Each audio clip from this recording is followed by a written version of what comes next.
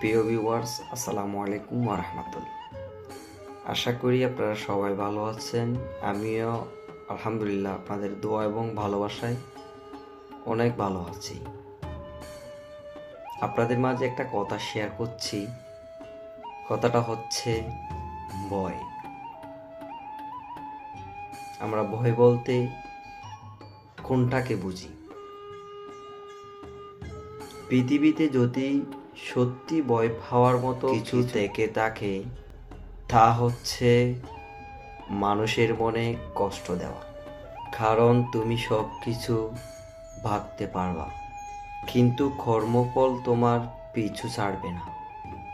যদি তোমার কারণে কারো চোখের জল পড়ে, নিশ্চিত থাকবা ওই প্রতি ফোঁটা চোখের জলের দাম তোমাকেই দিতে হবে, তোমার জীবন দিয়ে। ধন্যবাদ সবাইকে।